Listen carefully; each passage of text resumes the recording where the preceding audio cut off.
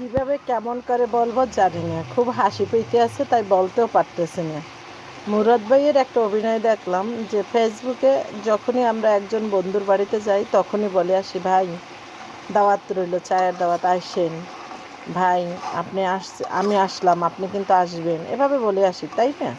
কিন্তু সেটা তো আমরা কথার কথা বলে আসি, কিন্তু মানে আমাদের ফেসবুকে বন্ধুর বাড়িতে আসবে মানে আমার গ্রুপ থেকে সে আমি আমার আইডি থেকে তার আইডিতে গেলাম, সে তার আইডি থেকে আমার আইডিতে আসবে, এভাবেই তো নাকি আমরা আমাদের বন্ধুদের বাড়ি ঘুরে বেড়াবো।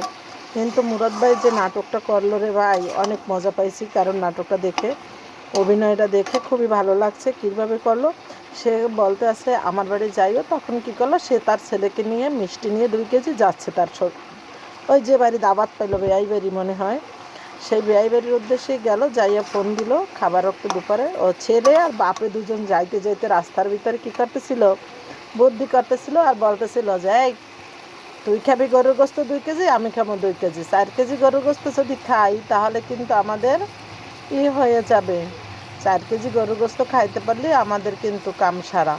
এই যে কথা সেই কাজ, প্রস্তুতি নিতে নিতে তারপরে কী করলো, আসলে কেউই খাইতে পারলো না,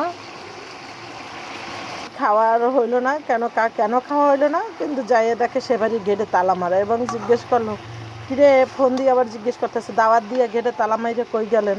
তখন তারা জবাব দিল, দাওয়াত তো ঠিকই দিছিলাম, কিন্তু এখন তো দাওয়াত নাই, আমি তো 1.5 মাস তারিখ ঢাকাতে, আমরা তো বাড়িতে নেই। তাহলে বাড়িতে নেই তো দাওয়াত দিছেন কে?